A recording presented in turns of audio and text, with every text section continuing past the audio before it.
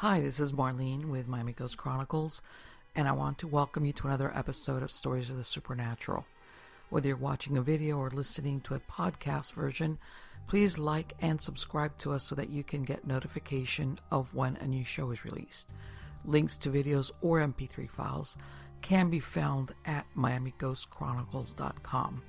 You can also find information about my talk show appearances and any new book projects at marlenepardo.com, or go to Amazon and look up my author profile as Marlene Pardo Pellicer. I narrate several podcast series that can be found on major podcast platforms and also listened to via Alexa, Sonos, and other home systems. Look for Supernatural Storytime for scary storytelling, Nightshade Diary for classic horror and adventure stories, and of course Stories of the Supernatural for interviews with different guests as we talk about the mysteries of the unexplained. If you want to get noteworthy news about the paranormal world, true crime, conspiracy theories, and just about anything that is plain weird, you can visit Stranger Than Fiction Stories tab at miamighostchronicles.com. I want to thank you for being part of my audience, and I think you are all wonderful. Hi everybody, this is Marlene with Miami Ghost Chronicles, Stories of the Supernatural. How's everybody doing? Good, I hope. I'm doing great. And I know a lot of you are going to be asking, where are you, Marlene? Because as you can tell in the background, I'm not in my office slash studio slash dog pound, etc. No, folks, I'm selling my property and I'm moving out to Central Florida. I'm leaving Miami. And I know a lot of you have been following me, because my wimpy farmer stories and all this, all the fruit trees and stuff that we've done. But me and my husband, we decided, right now we're hoping to make money for it. But we realized, we did a lot of work with the fruit trees, but like I said before, and you've heard me complain so much, it's hard work. It's really hard work. And I want to spend more of my time writing, okay? And it demands, like I said, even if it's a microform, it demands so much time and effort that by the time I finish out there, I'm ready to pass out. So we made a decision and we're moving out to Central Florida. When I say central as in right in the middle between north and south and east and west. So what happened was I'm using my old office as a storage place where I'm putting all my boxes, and that's why I've got my kitchen and a ladder and weird stuff behind me. And it's very cluttered. You just don't see it. I'm telling you, me and my husband, we swore if we ever, either one of us comes up with the idea of moving again, we're authorized to punch the other one in the mouth or kick him or throw a shoe at him or something like that. But anyway, here we are, guys. But besides that, everything is good. Kind of crazy still because it's just, 2020 is just one of those years. But besides that, everything is good, and I hope you and all of yours are doing well. But now let's get to the good part. The good part is who I have today for a guest, and I have a gentleman by the name of Brent Thomas, and he has his own YouTube paranormal internet show, and he's after my own heart. Everything that I like, ghost stories, you name it. The name of the show is the Paranormal Portal. Okay, and on it he features everything paranormal. He is also on TFR Live, iHeartRadio, TuneIn. As a matter of fact, he is live though, 5 days a week from 7 p.m. Pacific Standard Time. On YouTube, where whatever the format is, whether he's interviewing or reading stories, you can call in, and it's a live show. And we'll talk more about his shows and the format of his shows and everything along the way. But again, and of course, I'm going to have a link in the credits of the show. But in the meantime, help me to welcome him tonight. How are you doing today, Brent? Oh, I'm fantastic. Thank you so much for having me on. No, on the contrary, it is my pleasure. It's my pleasure. And I'm going to ask you what I ask all my guests. How did you get involved in the paranormal? I don't know that there was ever one catalyzing moment or any one catalyzing thing that happened. It's just I've always been absolutely enamored and fascinated with the unknown. I think it's the idea that there's still mystery in the world, And from a very young age, I like that. I've always liked magic and mystery and monsters, and the whole idea that the world is not maybe as tamed or categorized or labeled and compressed in between pages of a scientific journal, that there's still magic. And I love that idea. I love the idea that the world isn't all just, shelves on a science wall, that there's still treasure, there's still mysteries, there's still so much that we have to learn. And that is absolutely fantastic. And I think that that's probably been my driving force. You hearing that hiss? Yeah, Okay, I know. Here I'm we are. hearing I'm it. back, folks. And we had to stop really quick because I know this is going to sound so. Brent and I, we're listening and we're hearing, both of us, I guess because we have headphones on, that a real slight hissing. So I had to stop and I checked it and everything's okay.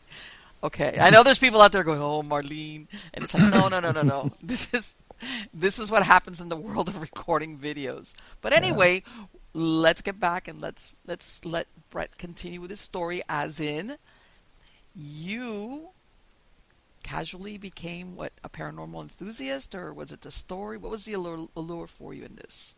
I think it was mostly the idea that I love that there's still mystery and magic and discovery in the world, and that everything isn't subject to or it isn't already figured out yet. The hubris of science and of people is that, this is what it is and that's all there is to it. Now let's look somewhere else. And I think there's more to it than that. That there's more that the paranormal isn't where things are going sideways, or it's not where there's glitches, but it's the breadcrumbs to demonstrating a much more beautiful and dynamic reality. So it's really something. What? Well, you know what? And the reason why I ask is that, there's people that have childhood experience, and that's the triggering event for them. Sure. Right. That's why all of a sudden they're catapulted into that interest in the paranormal and they pursue it. And then there's other people that it's later on in life where they just follow it and they become intrigued by it. But you and me have something in common, and I think part of it, and correct me if I'm wrong, is that part of it is exactly like what you said, the unknown, the mystery, the storytelling part of it, where especially in the age of technology where everything is defined and sharp edges and explainable. Yeah. And I've said this before to my audience, I have nothing against technology and science or the scientific approach and all of that. But there's still something about the mystery of, whether you want to call it the paranormal or ghost stories or everything that goes under the umbrella of the paranormal, that I think intrigues most humans.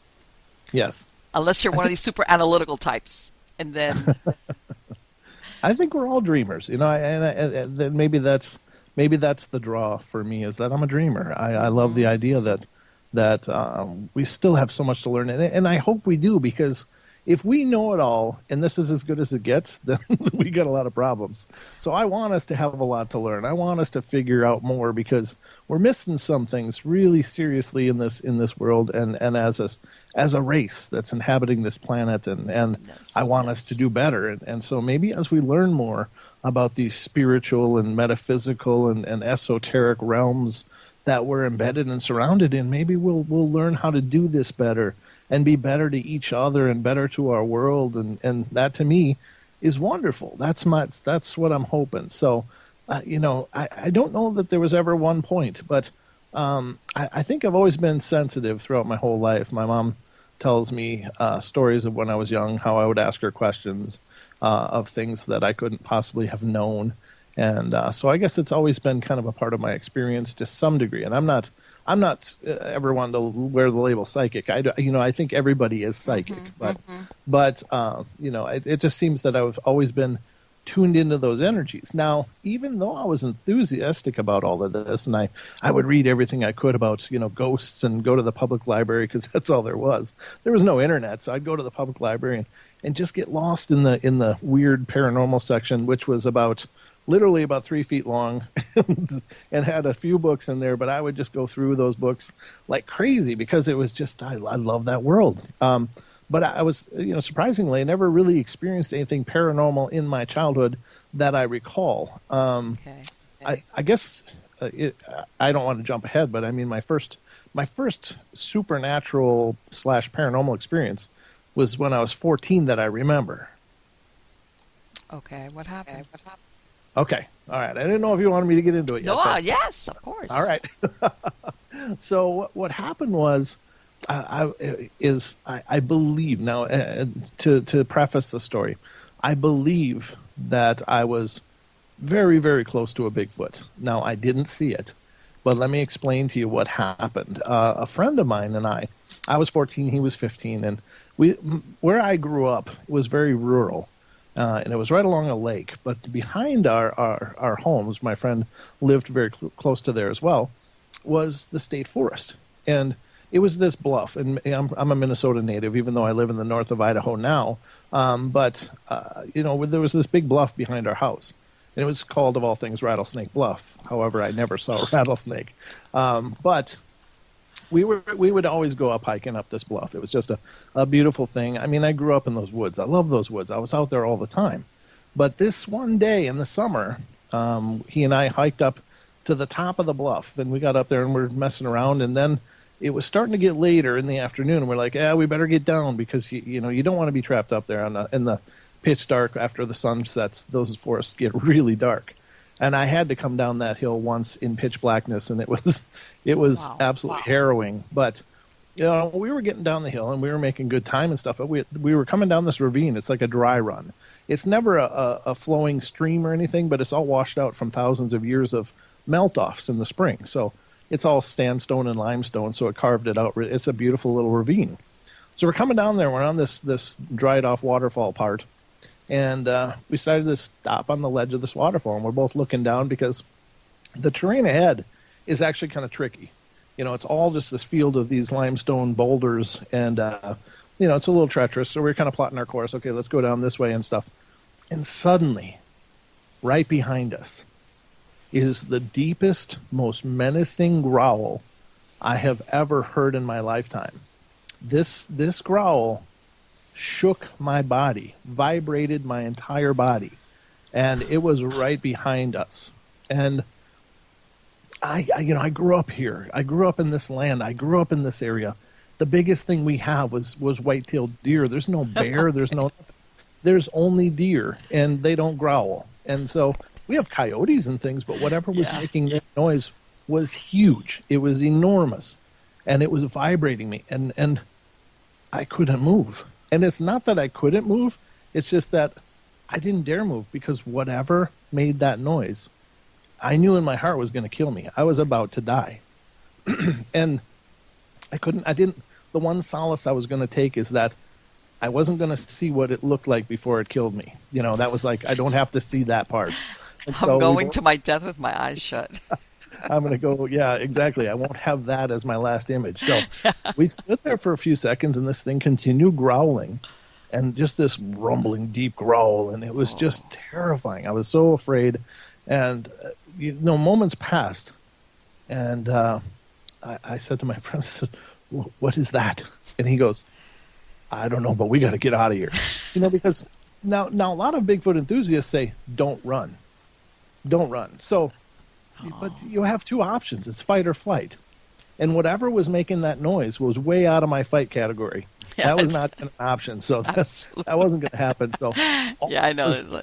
Right. Yeah. So we flew down the hill and got down there, and I mean, literally, we must have run for the better part of a mile through this treacherous rock, just devil may care, just barreling down, and we made it. We didn't die, either from the growly thing or from falling and breaking something. But for years, I carried that. I was like, what was that? I had no idea. Now, I knew Bigfoot existed. According to Leonard Nimoy, he was in the Pacific Northwest. That's where Bigfoot was in search of told me. Yeah, exactly. But I didn't know that they were all over the place, and I didn't know for a number of years. So I carried this noise around in my head, this harrowing moments with no explanation, no definition, nowhere to put it. Just something huge was behind me, and it wasn't until I started researching, probably 10, 15 years ago, Bigfoot, and started learning about them and learning that they are all over the place. There are Bigfoot in every state, reported in every state of the United States with the exception of Hawaii. There are reports coming in from all of those states. Yeah. And people are seeing something. And so then I started to learn what are the signs of them. Learned about tree breaks, learned about, structures and things like that people find. And so as an adult, I went back up into those woods and I looked and I started to find those things. I found a tree break, it's a sapling about 6 inches in diameter of like a maple sapling was snapped. Just snapped. There's no deadfall on top of it. There's no driving back in there. There's no roads for something to drive and run over this sapling. And it was snapped off at about 3.5 feet up from the ground, just snapped. And then I found a structure, and it was built very low to the ground. It was kind of dug out underneath, but there wasn't a cut piece of wood in this structure. It was all broken pieces of wood that made up this structure. And then I found, a stick. Now, I think something was really right there just before I was, because I found a little maple sapling branch, and it was about 2 feet long, and it was very green, but it was devoid of all of the bark, and it was tacky to the touch, meaning that it was just stripped. Now, I immediately started thinking, oh my God, this could be Bigfoot. That could be, and that was finally that growl made sense to me, that maybe this is what I was confronted with so many years ago. And then I was picturing this stick, and I was like, well, you always see the primates on TV grabbing, chewing off the green barks and stuff. And so I'm thinking this could be part of their diet, and I'm having this whole revelation. But this is my first encounter. This was the thing that really catalyzed that the world really was. It wasn't just my dreaming and my wishful thinking. There was really things out there that we don't understand. Now, did it affect your going out in those woods again afterwards? Once you heard that, that's without seeing it. Did you think like that? Twilight is falling, or that's it? I'm gone. I will tell you what, though. I did go back into the woods, but not for a while. Okay. But I'll tell you that I never had that same innocence in those woods that I used to, because suddenly I was aware that there were possibly other things there, and the reality expanded suddenly and brought me into the presence of something that I wasn't prepared for. And and remember, back then I still had no idea what it was. It was just something big was growling. So I was way on alert every time I was in the forest. But we were country kids. Where else were we going to go? There was either the forest or the lake. Those are our two choices. Right, because you hear these stories of even adult hunters, outdoorsmen that have an encounter, whether it's a Bigfoot, a dogman, some type of cryptid, and it changes their whole outlook about how they feel about the woods. They for some reason, they find that, like you said, that level of security, as far as back what you're describing is the worst I have to worry about are the deer. Yeah. And all of a sudden, it was like, okay, the edges just got real fuzzy on what's out here. Mm-hmm. And not what's out there is something that may want to eat me, tear me limb from limb. Right. Or, because of course our imagination always goes down the worst case scenario path. Absolutely. Yeah. And I've heard some people, for lack of a better word, some people develop almost like PTSD in some cases because they can't get over the experience. Right. And I've interviewed hunters, lifelong hunters, have been generational hunters that saw one and they can't enter the forest anymore. It's just gone from them. Okay. It's like that was taken from them. Mm-hmm. Now, if I had seen it, I probably would have been in that same situation. But it was just, this terrifying growl. And so I guess after a while you just the only thing I'm really grateful is that I wasn't alone, because if I had been alone, I don't know, what I would have thought. Am I crazy? Was that just me? Did that really happen? But I know it did, because I wasn't alone. Someone else was there experiencing it with me. Did you ever find out? Did you ever investigate if in that area anybody had ever had a Bigfoot sighting? You know, yeah, I didn't have my own show yet at that point when I started learning about it, so I wasn't real forthcoming with all of that. But I would always ask the people along that area. It's like, you ever see anything weird up here? Ever see anything that doesn't make sense? And pretty much everybody was consistently said no. But So it's lucky me. yeah, it was just me. But I will tell you that there are a lot of stories. My brother being one of them, he's a deer hunter, and he tells a story of where he was hunting near that area, about a mile away, and he was hunting, and he saw this big buck walk out, and he shot it, he got it, and it took off running, but he got a good hit on it, and he tracked it. He said it was losing all kinds of blood. I mean, this thing was not going to go far, and he said that he and a friend went together and followed the blood trail into this thicket, this thick area. And then suddenly the blood trail stopped. And he said there couldn't have been any blood left in this thing. But it wasn't there. It was just gone. Now, if another hunter would have found it, they would have field dressed it, because a Minnesota white-tailed deer is, 150 or plus pounds, I mean, they're big corn-fed deer. And so, nobody's just going to drag out a full deer. They're going to dress it and then, make it as light as they can and then drag it out. They're not even going to carry it out. They're going to drag it through all that stuff. He said there was no drag marks, no gut piles. It's like this thing just evaporated. It was just gone. And Wow.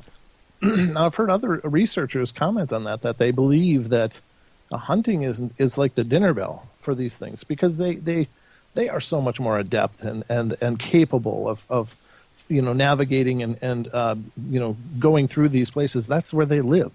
We just visit there. We're not really graceful in natural terms. So, and I believe that because I've heard these stories, and I've heard many stories, and how, anybody that knows somebody that hunts knows there are stories of where they got this deer or this animal and they couldn't find it. It was just gone. I've heard of that. Yeah, absolutely. And I tell people, I said, you know what, let's go down and let's say that they're not totally carnivores or omnivores. In other words, they'll eat anything. Sure. I tell them, if you think about how people describe the Bigfoot, hundreds of pounds, 8, 9, 10 feet. I said, do you know how much food it takes to sustain a body like that, a predator? It takes a lot, especially meat. Okay, you ask any zookeeper how much they feed the animals there, which are smaller sometimes than what a Bigfoot is. Sure. They have to spend a lot of their time hunting and eating just to survive day to day. Right. So would you describe as the dinner bell for them, which is, hey, I'm going to get food and I'm not going to have to hunt for it? Right. That makes so much sense for a predator, because I'm going to say they're a predator, because I do believe, I'm not a Bigfoot expert, but I do believe at the very least they eat some type of meat just to sustain what they're described as. That absolutely, I can see where maybe they're just really good at camouflaging themselves, but for them, when they see hunters in the area, they're always looking for the opportunity to do exactly what you described. Yep. And I believe they do, and it might help explain where some of these deer are going that people are not finding, Yes, I've heard of that. I've heard of hunters like that. All of a sudden, they're tracking an animal they shot, and it's just nowhere to be found. Right. Yeah. So I think that's a strong possibility. I think you're absolutely right. Well, and this is, do they have in that area? Because I know. What is it, Minnesota or is it Michigan? I'm sorry, that they also have stories of dogmen out there as well. There's a lot of cryptids out in those northern states that I've heard of also. That's really funny because, when I first started hearing about the dogman, it was always the Michigan dogman. And then you started hearing stories from like Ohio and then Wisconsin with, of course, Linda Godfrey. I had her on the show and interviewed her, and she's a wonderful, wonderful person. Just love her to death. But she talks about, of course, the Beast of Bray Road. Right. And now there's stories I've caught more recently of the Minnesota dogman, and I had never heard of anything like that in our areas. So I don't know if they're spreading out or if there's more people coming forward to talk about them, because I think there's a real trend. And if you think about it, the conversations are more easy to have now, easier than ever before. More people are able and willing to discuss what they've experienced, because you're not going to be that weirdo, that gets Yes. whispered about at the water cooler. Yes. Everybody's kind of come into the ideas, and Yeah. then we're embracing them more and more. And maybe it's has a lot to do with shows like Finding Bigfoot and Ghost Adventures and things like that make it more a part of our vocabulary, because we're exposed to these ideas more, and people see other people that are having experiences and like, well, they're not weird. That means I'm not weird. Okay, it's okay. Yeah. Yeah. Before, like you said, it had a stigma. Like you didn't want to be that person or that guy. It's like, yeah, all right, I'll just keep this to myself. Yeah. So I think people are having those discussions now, and maybe that's why that the Dogman suddenly was spreading out, because suddenly people were like, okay, you know what? I heard about this story. I can talk about my story because you wouldn't believe this. Yeah. And, and it ends up being really cathartic, I think, as well. That Yes. people don't have to, internalize it anymore. They feel like they can share. And so many times I'm interviewing people on my show, it's like, oh my God, it's the first time I've ever shared this. It feels so good to talk about it. Yes. And it's wonderful. It feels really great to be able to, not only hear these amazing stories, but to help them in their process of putting their lives back together. Right. And a lot of people, and I've spoken to a lot of people that are in law enforcement. It was like a career killer if you ever spoke about certain things that you saw, because it would follow you around. You were that guy or that girl that saw or whatever experience, so you kept it low. And if you had a nice boss, they would be the first ones to pull you in and go, shut up. Don't talk about this anymore. Yeah. And then, of course, a lot of them, once they retire, they leave that type of job. Then they come forward and do exactly what you just described. And it's like a big weight is lifted off their shoulders, because they're like, I know I'm not going crazy. And I checked off all the boxes of the plausible, and that leaves me with whatever happened, whatever, it was their experience was made up of. Yeah. Yep. And and sometimes, and maybe you've had that experience, they haven't even told family or close friends. Oh, yeah. Because many times. Yeah. Yeah. Because they can call in anonymously. I don't make them say who they are. Right. I just ask for a name. And a lot of times that's exactly what people say. It's like the first time I've ever talked about it. I haven't even told my wife about this. And maybe it emboldens that communication. And because I think it's a horribly isolating thing to have an experience that already just destroys your paradigm. And you can't. It's not like you can just go to your buddies and say, "Hey, man, check this out. What do you think?" But I think that's improving, and that people are more able to, because the conversations are out there and the shows are out there that are doing it, like Sasquatch Chronicles and the Confessionals, and of course the Paranormal Portal and your show, and everybody's giving voice to these people. And I think the surprising thing for a lot of people is hearing how many stories there are out there. I'm not the only one. Yeah, exactly. There's a lot of people like me. Wow, and that's really great. So I guess in some sense, that's people amazing. Don't realize the psychological impact, because you mentioned it just a second ago. If this is possible, what else out there that was always like fringe or woo-woo or whatever, like, oh, yeah, could that be real? And like all of a sudden your paradigm, what you live in goes, yeah. And for a lot of people, depending on your personality, you need that structure. And some people, they become paralyzed when all of a sudden, it's just the world is not what they thought it was. So it goes beyond just, let's say, if they had a sighting or an experience or whatever the case might be. Let me ask you, because you're up there in the north, considering in Florida, are you close to Skinwalker Ranch? I'm north of it by quite a bit. That's in Nevada, right? Nevada. No, Utah. Utah. Well, I'm just north of Utah, but I'm on the top tip of Idaho. So southern Idaho, of course, would be much closer. But that's right, it is Utah. But no, thank goodness.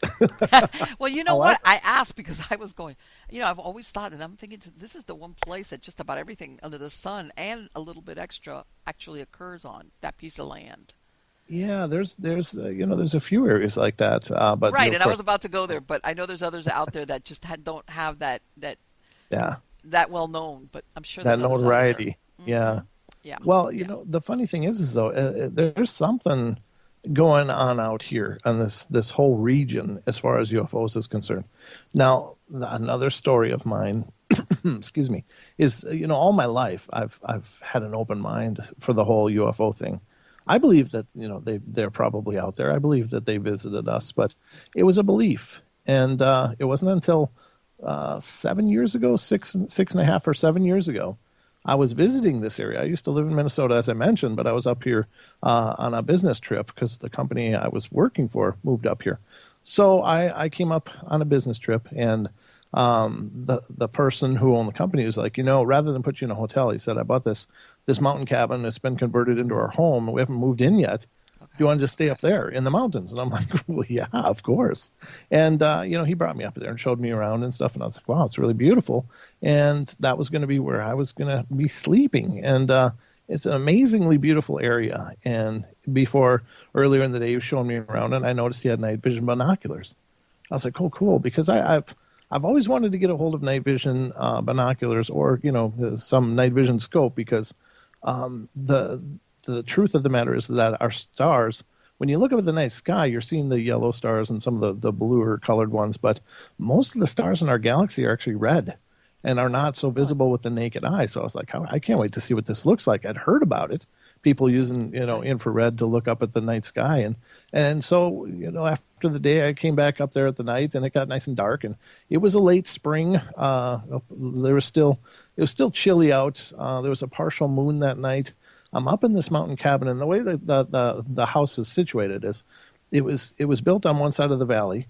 And there's like a logging road that comes by. That's the access. You got to drive this logging road back about a few miles off of, it's 3 miles off of the main road. So it's way back in the mountain there, and everything else around there. There are other structures, but they're these seasonal cabins where people hunt, and they come in, during the seasons and hunt and stuff. So there wasn't any real residences anywhere near there. It's just these little cabins that people visit during the warm months. And so I'm up there all by myself in the mountains, and there's not anything else going on. But I've got the night vision binoculars out, and I'm looking at the stars. And no kidding, if you ever get a chance, look at the night sky with infrared binoculars or night vision, because it's going to blow you away. You won't even recognize any constellations because there are so many more stars and things up there to see.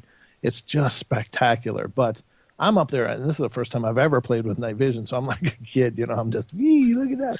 And I'm playing around, having a great... Now, the other side of the valley was the other mountain range going up. So, and then below, in the bottom of the valley, is this stream. It's called Trout Creek, is the name of it. But I'm playing around, and I'm looking at the other mountain on the other side. Now, these are only 4-power binoculars, so not really magnifying a whole bunch. They just magnify a little bit. But I'm looking at the trees on the other side, and I can make out all the details and stuff. I think this is really cool. I'm playing with night vision. This is fun to see in the dark. And I'm looking down, and I go back down to the side that I'm on, look down the driveway where it's all black with my naked eye, and I put up the binoculars. I can see everything, and I'm just having fun. And then I pan up. I'm panning up this big ponderosa pine, and I get to the top of it, and I decided, well, I'm going to look at the stars again. Keep panning up, and about 30 feet above that tree, which is about 100, 150 yards away from me, is, no kidding, a flying saucer sitting right there. No sound whatsoever. It's sitting there, just sitting there. And it's literally the proverbial saucer, the 2 pie plates, like this. But the 2 points don't come together like this. There's a gap in between them. There's these panels of light. And it's flashing light and stuff. And I'm like, oh, my God. I'm having this amazing moment where it's real. Like, it's not a belief. It's a knowing. I'm looking at this flying saucer. It's sitting there, absolutely noiseless, and no sound whatsoever. And it's just flashing light. It's just, brilliant, but it's all in green because the night vision, of course, is all green. Mm-hmm. And I'm just beside myself, just having this whole epiphany of experiences all at once. And then I'm like, oh, my God, I got to see this with my naked eye. So then I take down the binoculars, and I look above that same tree, and there's nothing there. There's just stars. I was going to say, you could only see it. And then I raise the night vision, and it's there. And then I lower the night vision, and it's not there. And I raise it, and I'm raising and lowering, and I'm like, oh, my God, it's cloaked. It's hidden. That's what I was about to say. Yeah, it was hidden from my native, whatever the spectrum we see natively was not visible. It was visible outside of that. So I was just like processing all of this. I'm absolutely overwhelmed and just amazed, and my jaw's open, and I'm looking and looking and looking, and then I started looking, and I'm looking at it, and then I'm thinking, I'm here looking at them, and they're sitting up there, and I'm about the only thing going on in this whole valley, so they're probably up there looking at me. And so I'm like, oh my God, wait a minute. This is as real as I need it to be. I don't feel like I need any probing tonight. I'm done. Right. I don't want to have an abductee story to tell after this. No, I don't want that. I don't want that experience. So I went inside, locked the doors, and of course I'm, pacing the windows, looking out to see if I could see anything. Never did see anything more. And that, as far as I know, that was the end of my experience. I don't have any missing time or anything like that, but it was just this amazing experience of seeing a saucer. And, I sat there for hours, and it must have been about 3:30 or 4 in the morning before I was actually able to nod off at all, just because the adrenaline was just coursing through me. Yeah. And I had this, this existential experience of seeing the impossible, seeing the things that aren't supposed to be there. And I knew now that more than ever, I knew it was real. So that was my UFO experience. And now the funny thing is after experiencing that, all my life I've been looking at the sky and never seen anything weird. But now that I've seen that, I've seen other weird things in the sky. It's like, I don't know if it just opens a seal or something in us. And it's the same thing a lot of times for ghost experiencers. Now, their whole life never have an experience. Something happens, then they're having more experiences after that. And it just seems to be a trend. And I don't know if it's unlocking an awareness in us that makes us more receptive to the possibility or what. But yeah, it's pretty crazy. I think that there is something to that, what you're describing, as far as that awareness comes alive, whether there's something that you pick up. But and I love that story because to me, whether it's a UFO sighting or cryptid, whatever, it's those moments, like you said, when you see it, not really because you're looking for it per se. Yeah. Like what happened to you when you were a kid. Mm-hmm. You were just heading home, and you're just watching the stars. Yeah. And all of a sudden, but sometimes people go looking to have that experience. I think the best ones are the ones where it just plunks you like a 2x4 on the head, like, what? Yeah. Okay, here we go. That's a good point. Yeah. I mean, in both cases, I wasn't looking for anything paranormal or out of this world. I was just looking. I was just having my own experience, and these other things just intruded on my experience and made themselves known. So, yeah, I mean, it's just incredible. But And you know what? And it's really weird because, as a matter of fact, the other day I was watching, the movie, The Close Encounters of the Third Kind. That was a great movie. Yeah. And, of course, in that movie, they portray the aliens as being very friendly, and they want to do this kumbaya with the human race. But now there's those two schools. One of them is that they're friendly. Well, there's three really. One that they're friendly, one that they really don't care, they're just observing us, and then the other ones that they're like using us as guinea pigs. Yeah. And I think everybody now is like what you said. I really don't want to find out what are the type that are watching me or vice versa. Yeah, and that it's kind of curious though, because there's the one thing that I think is kind of bizarre is that you don't really hear about saucers as much anymore. It was like when UFOs made it into our social consciousness, it was always flying saucers. Then there were like cigars and these other weird shapes, and then it was like these big triangles, like the Phoenix Lights, phenomenon, and many others where people are seeing these enormous triangles.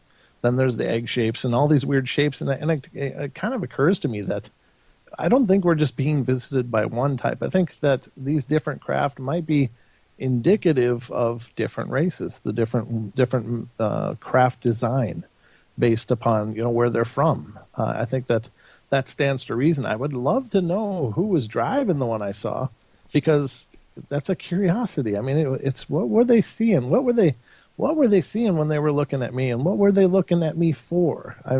I was just an idiot out on the porch with some binoculars, so I mean, I don't know. It's just funny, you got to wonder, what were they doing? What was that all about? And I guess those are the questions we'll never get answered, but they're always there. And that was so interesting when you said that. Unless you were using those binoculars, you couldn't see them. They had some type of cloaking device. Yeah, that's really the part that really drove it home. Because, of course, I think everybody's heard of the old breakaway space program, where we have secret compartments of our government or society that are doing their own thing and developing these amazingly advanced craft based on perhaps collected craft of aliens. And the fact that I couldn't see it with my own eyes was like, okay, this isn't ours. Right.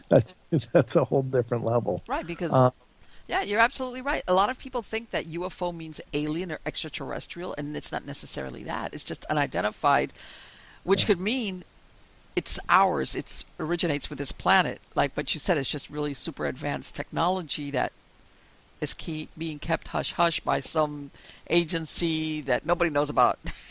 Yeah. Exactly. But the thing that occurs to me is that, I think they must be kind of benign. I think I'd love to believe that they were just really altruistic and benevolent, but I don't know. But I don't think that they're here to take over, because I mean, why would they have waited? And all the time that they've been a part of our world, which may even be thousands of years, depending on how you look at it. You look into the alien astronaut theories and stuff. But why would they wait until we got technically advanced to take us over? It's like they could have taken it when we were running around with sticks and been, no problem. So the fact that they didn't leads me to believe that, they're not really all about, causing problems. They're just here, and maybe they're here to watch and observe. Maybe they're here to help, but in a real subtle way to let us find our own way. But I just don't necessarily buy the whole where they're here to as overlords to take over kind of thing.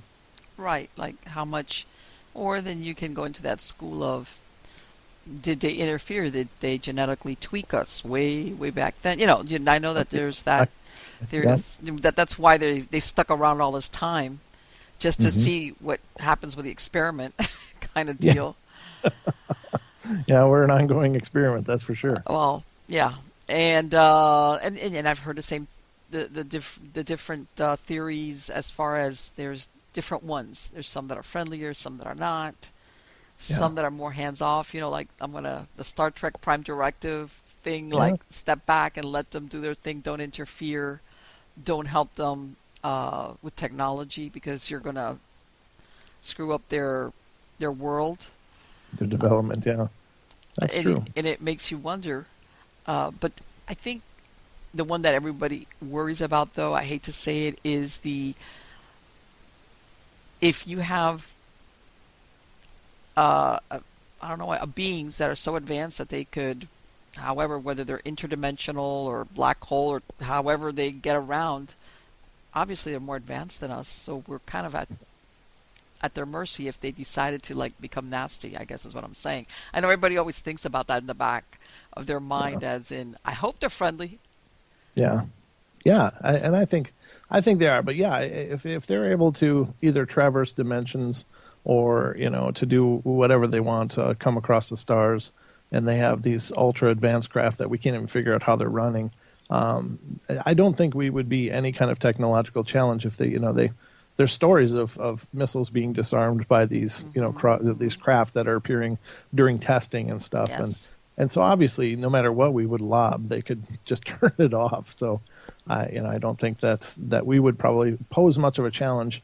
In our arrogance, I think we'd like to think so, but I'm not so convinced that that's the case. But I don't know. I think that they're kind of for some reason they're a part of what we're doing, whether they helped us along, and history would suggest that they do intervene and have. If you look at like Pumapunka and the potentially the pyramids or other structures from our ancient world that were somehow carved. Granite was carved with bronze chisels. The math doesn't really add up in a lot of cases, but I don't pretend to know, and there's so much about this stuff that I don't know and nobody knows, but I just have fun postulating and thinking about it because it really does open up the possibilities. It opens up the world.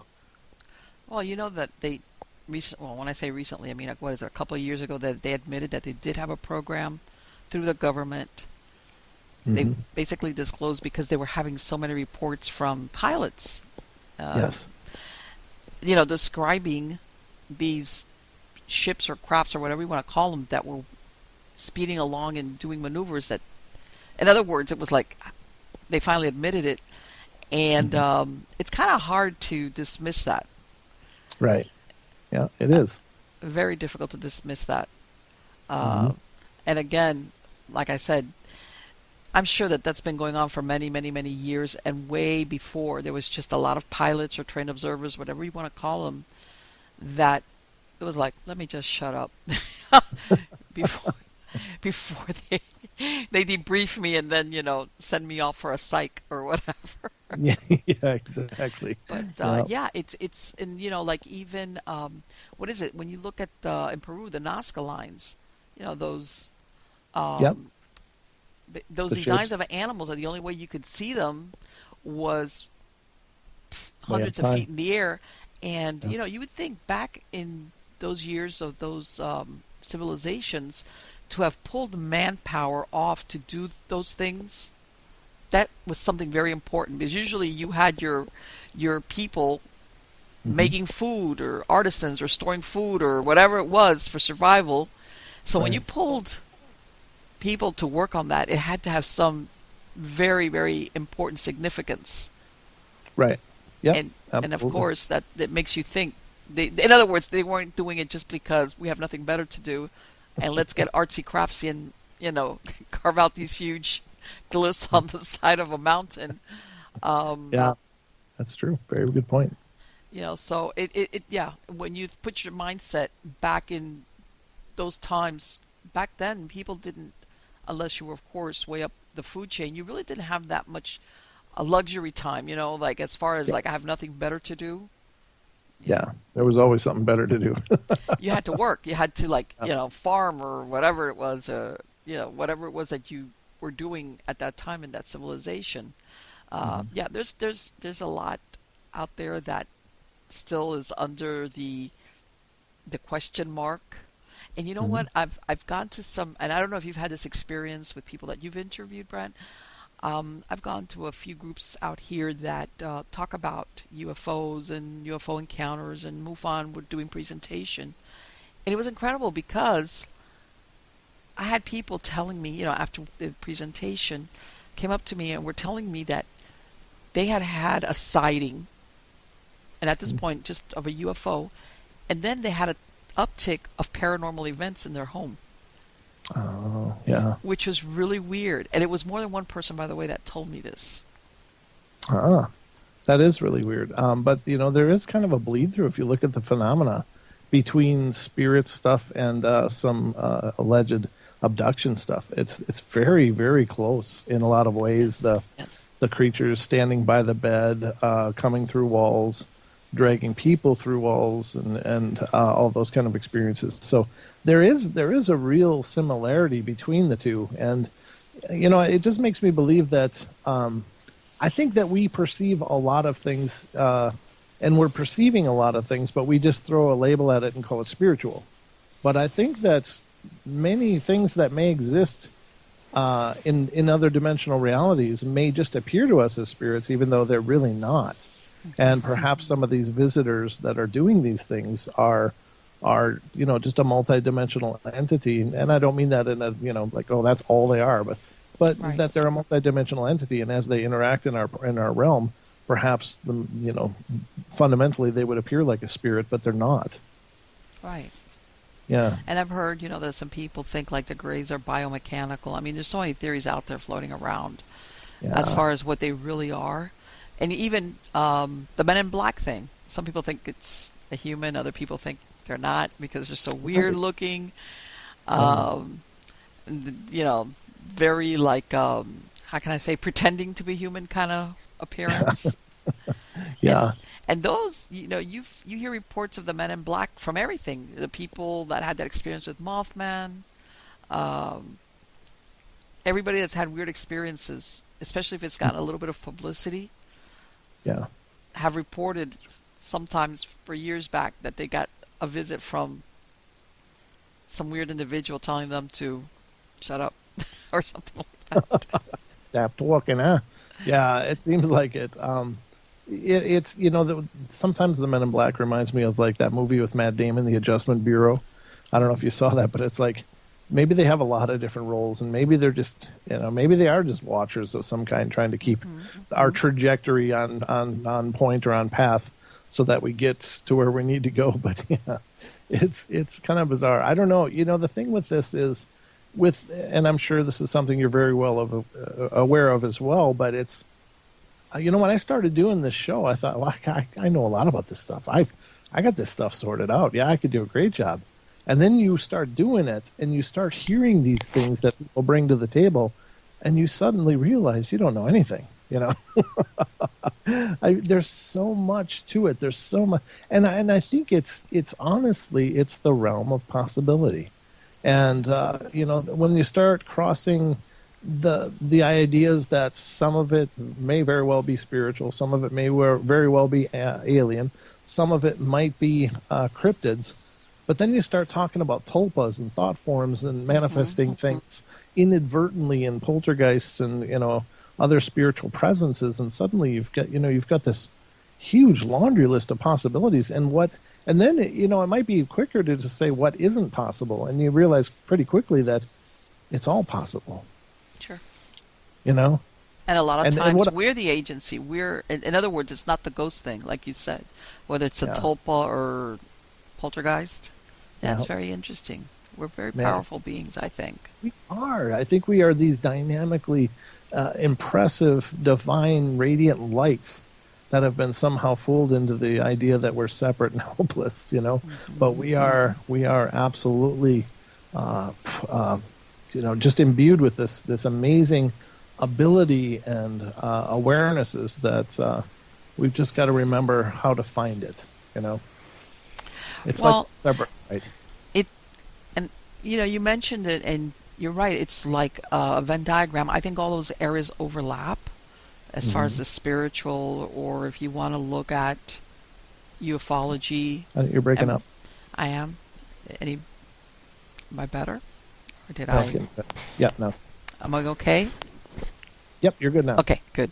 Anyway, that everybody wants to, there's people that are strictly UFOs, and if you talk to them about ghosts, they'll look at you like, yeah, right.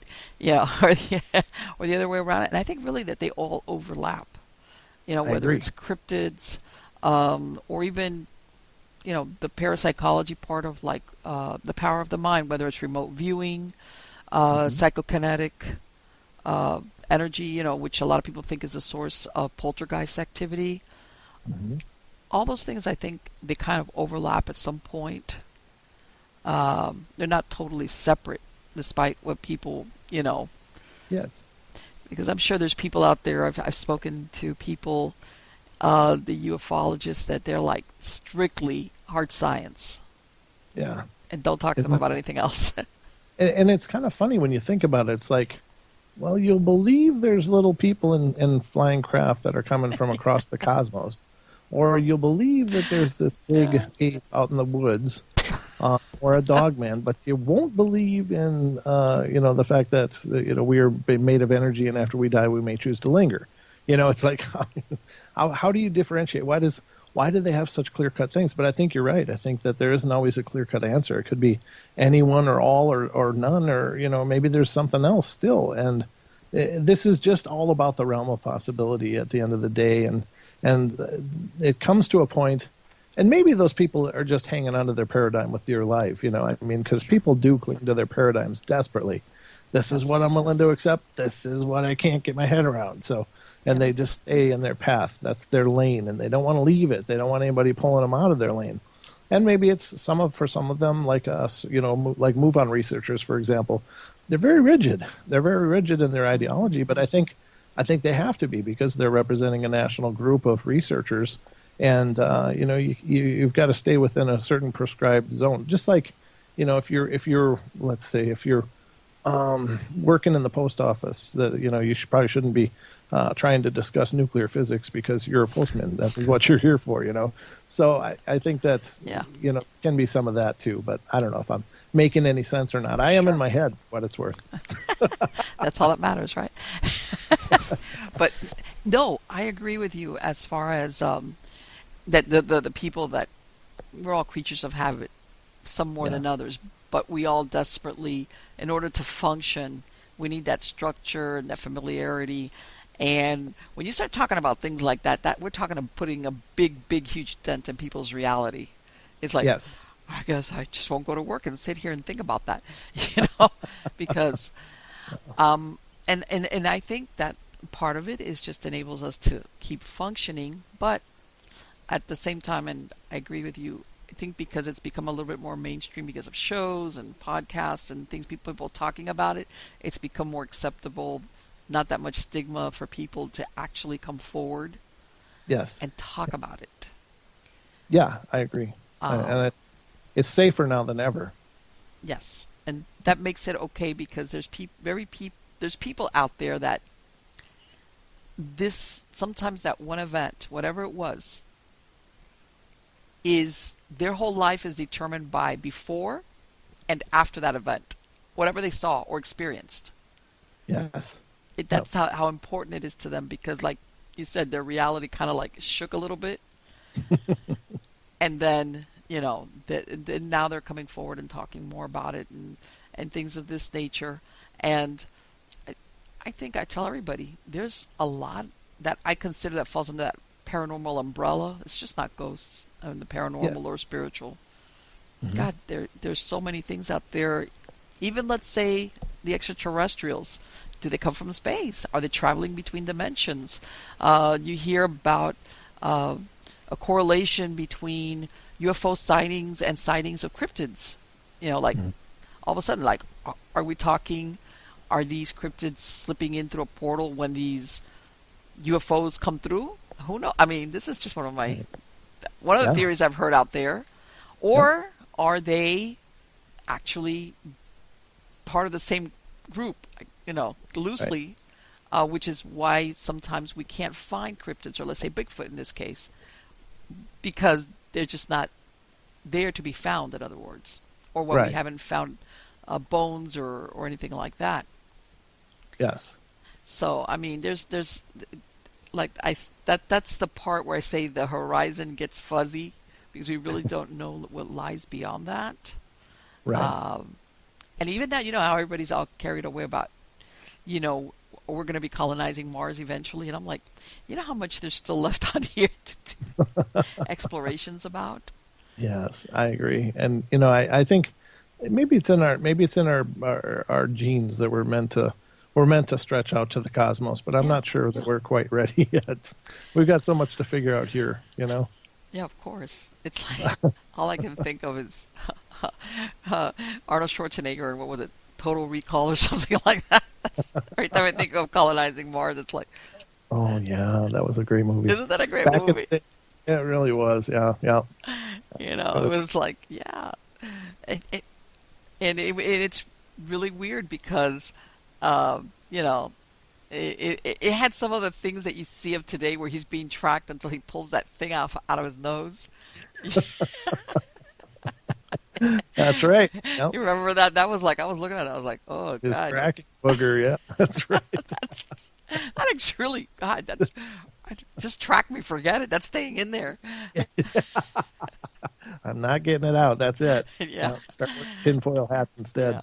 Yeah. But, and I guess my point is, I mean, even though that's, you know, as you can tell, you know, a lot of these movies that came out in the late 70s and 80s and 90s that were so considered totally sci-fi or fantasy, a lot of them like kind of like actually happening. Yes, that's true. Yeah. There is truth to that. Yeah, I mean, we you know, you look at Star Trek, you know, from the 60s, and then you look at what we have now, like iPads. That was like the control panels from the next generation, iPads. And then, of course, the communicators are cell phones, and you know, there's so many things that we already have that were dreamed in science fiction. It's like maybe science fiction is maybe like almost like an echo from our future selves, kind of letting us know what's going on, and it comes by the form of inspiration for, you know, the mediums so that they will come into existence. Who knows? You know, I mean, it's that whole space time thing is kind of bizarre, but. You know, the whole idea, I can't get into all of it, but, you know, you think of like non-Euclidean space-time where every moment is actually happening in the simultaneous one moment. it's our awareness that's moving through it, not time, Right.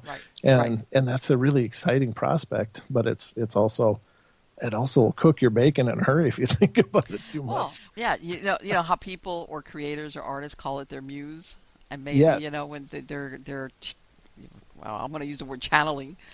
Yeah. They're channeling that. I don't know, that frequency. I guess if you want to look Right. at it like you're saying, everything is happening all at the same time. Sure. And they're just picking up. They just happen to have that moment. Especially now with all these crazy people taking ayahuasca. Yeah. Yes, exactly.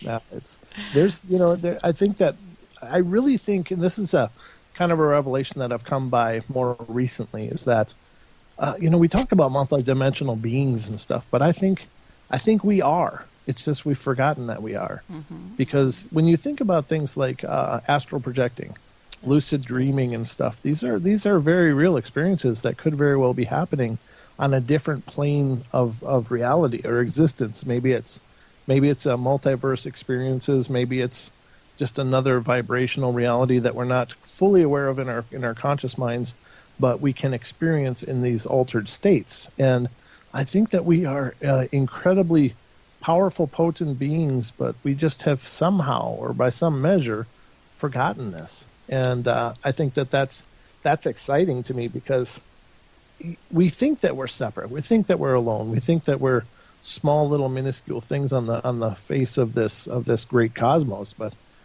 when you think about the whole multidimensional aspect, then we belong to it all, and it's a part of us, and we're a part of it. And I think that's beautiful. Sure. I really do. Of course. Sorry, my eyes burning. Don't worry about it. No, it's like all the new theories that they have about as far as that everything being solid is really just the way we perceive it, but that everything is just vibrating at such a high speed, but that nothing is really truly solid. So yeah, there's a lot of ways we could go on that. But anyway, Brent, I wanted to thank you for spending this time with me today, and I'm going to have a link to your YouTube channel on the credits of the show. But for my podcast listeners, what's the best way to either listen to you? Should they go to YouTube? If you want to go ahead and give out that information, and also the days and the times that you're streaming live. Okay, so on YouTube is just one part of what we're doing, but you can check us live. Check out the Paranormal Portal live. So it's Wednesday night through Sunday night on YouTube.com/Paranormal Portal. And you can find us. We are also broadcasting on Friday, Saturday nights, simulcasting on TFR Live, iHeart, TuneIn, and TalkStream Live. We are also a podcast, which is available on all the major podcast platforms. Just look for the Paranormal Portal on Pandora, Spotify, iHeart, iTunes, Stitcher, Castbox, Google Play, any of the major podcasting platforms. We're out there. And those are different shows entirely. So, these are very different, not very different in the feel of the shows, but each show is unique. I'm not just grabbing YouTube shows and making a podcast, or making a podcast and then making it into a YouTube show. So they are all individual shows. So, but otherwise, follow us on Facebook, facebook.com/Paranormal Portal Radio. That's the best way to keep in touch with us. I don't have an official web page yet, but it's in development. So you can find Brent Thomas on Facebook as well, and you can reach out and get in touch with me. Okay, sounds good. Fantastic. I want to wish you the best of luck on all your projects, and thank you again for spending this time. It has been absolutely fabulous to speak to you. Thank you so much for having me. I've had a blast. It's been an absolute pleasure meeting you, and I love these kind of conversations. So I know I there's really appreciate lots it. of weird stuff out there. It's like makes the weird little heart happy. But thank you again, Brent. Take care. All right, thank you. Bye-bye. Wow. Yes. See, he's got a lot of interesting themes. Like I know he reads some stories about people that submitted about different experiences they've had, and it's live and so on and so forth. But yeah, and it's very interesting because when I ask people, how did you get into this paranormal, he says it's something, but again, he relates how as a teenager, as a kid, he had this experience with what he thought now that he thinks was what, Bigfoot or some type of something that wasn't a deer. Okay. And that is that to me is, I like those stories because this happens so many times where people just have this moment where it happens to them. They're not going out there doing tree knockings, and I'm doing the Bigfoot thing. They're not doing calls. They're, here you are just doing your thing, and all of a sudden you hear something that you know perfectly well, especially since you lived in this area. This is not part of my, how can I say it? This is not what I know this to be. Because as human beings, we become attuned to our environment. Where you live in a place, whether you live in a city or urban or rural, whatever, you all get used to a certain type of noise in the background that you know this is normal. This is life where I live at. And I'm sure most of you will know that once you hear something that doesn't fit in there, you perk up. Sometimes you're even asleep and it will wake you up or kind of bring you out of it. So he knew immediately that growl, whatever it was, did not fit anywhere into the possibility of any animals that would be there. Not only that, but the growl was so intense that without seeing it, he knew whatever it is can eat me, dismember. I don't know. I don't want to find out what it is that's making that growl, because I know my instincts tell me I'm going to have a short end of the stick on this. And I know there's a lot of people out there that purposely look for these encounters with a cryptid or a Bigfoot, for example. And sometimes, I admire people like that because sometimes I'm always thinking, you don't know what's going to happen in that encounter. You don't know which way it's going to go. They might flee from you, they might run off, or they might camouflage themselves and watch you. But what if you catch one on a bad hair day? Or one that's sick, or hurt, or defending young, or anything. How do you? And I mean, that's the X factor. In any situation that you don't know sometimes which way encounters of this type will go. And that's why when he said that story, I said, even as a kid, because, usually at that age you kind of don't want to think about that too much, but I know subconsciously this must have shifted his reality of the world. Just I didn't need to see this, but I know enough that whatever was there does not fit into what should have been there. And then that door opens and a lot of things spill out as far as the possibilities. And the reason why also, and I know I've spoken about this before, but I'm going to come back to it. And I think a lot of times, as human beings, we try to put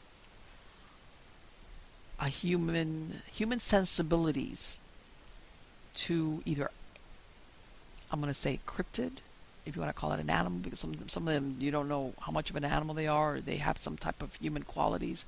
Whether it's a cryptid, so I'm going to say a cryptid, or an extraterrestrial, or anything. We want them to be like us, good or bad. Like evil, bad, or to have a moral compass like that, or not to do things that we would find offensive. And it's like that. I think that's a big mistake. And I'm going to give you, if right now, and I know there's people out there going, why are you picking on Bigfoot, Marlene? I'm not picking on Bigfoot. This is just a hypothetical.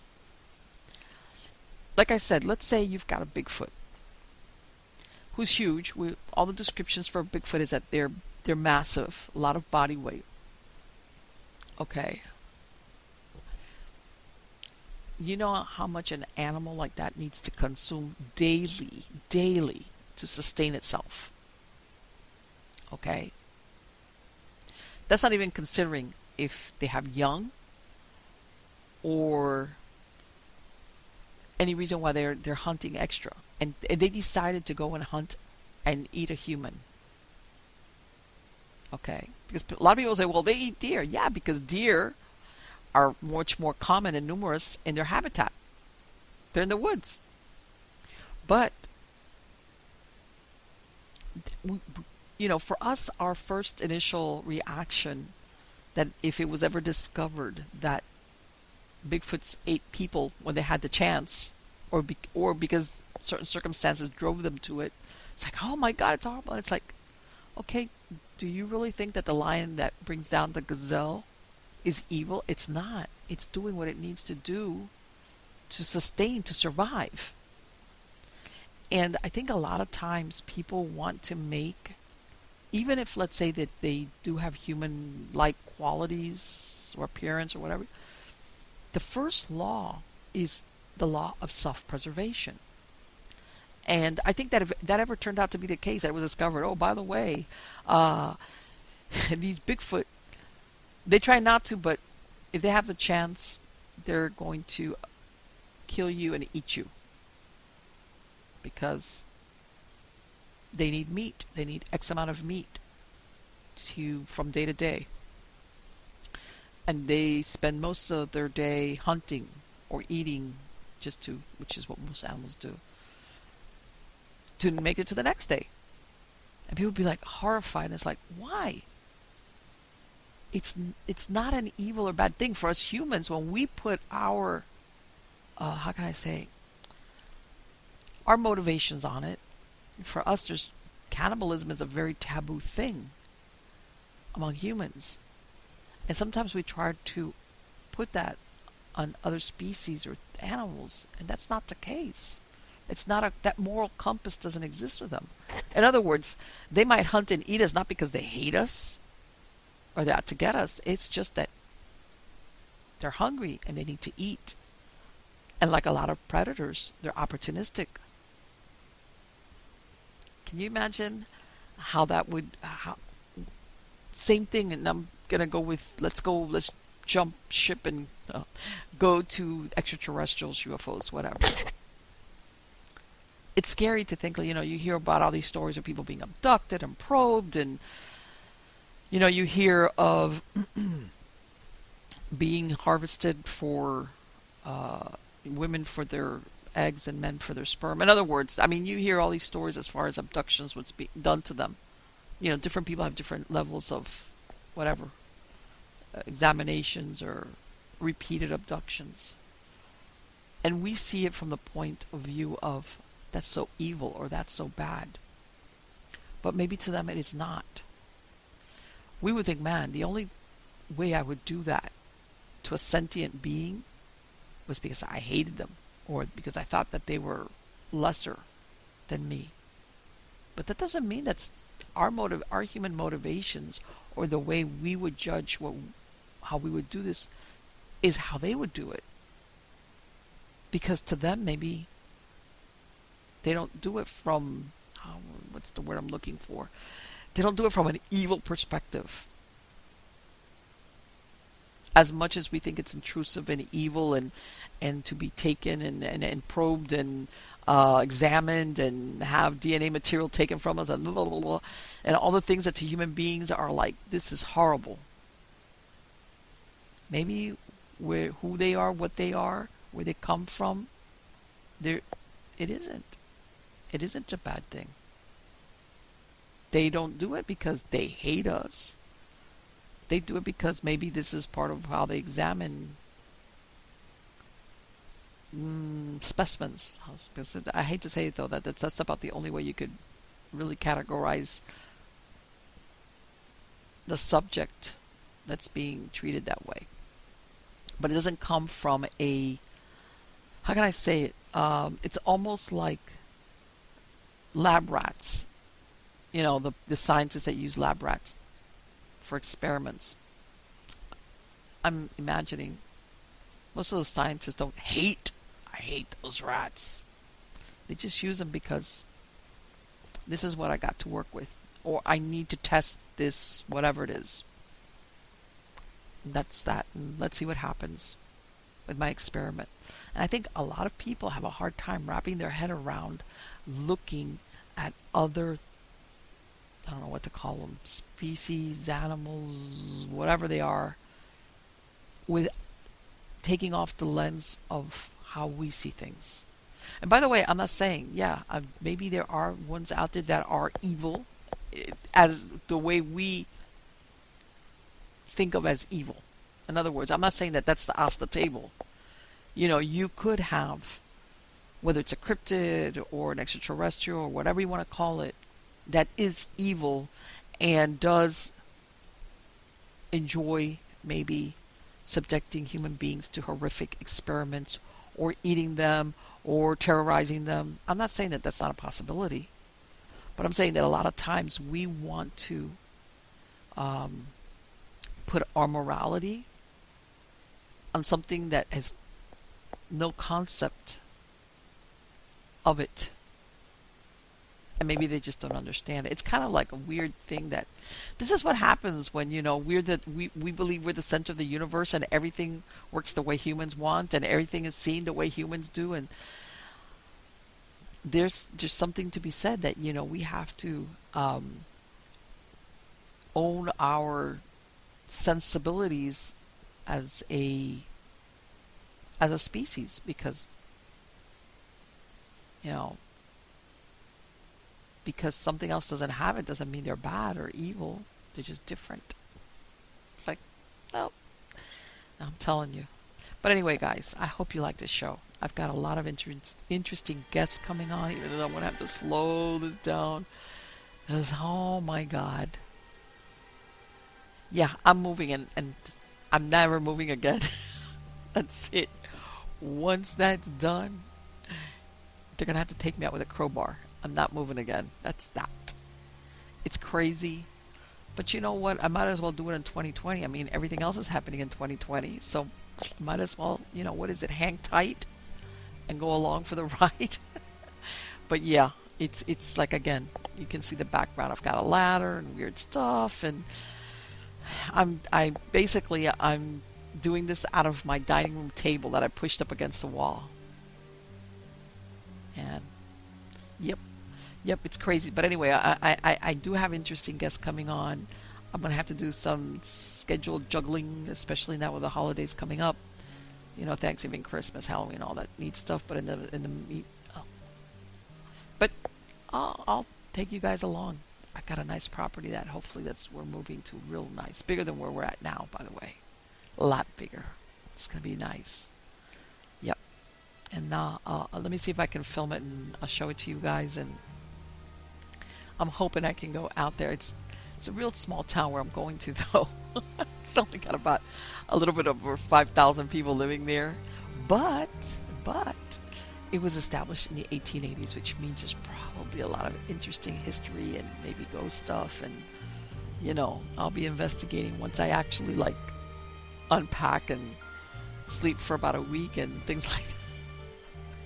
But anyway, guys, thank you so much for coming back every week and sharing this time with me. You are all wonderful. Take care.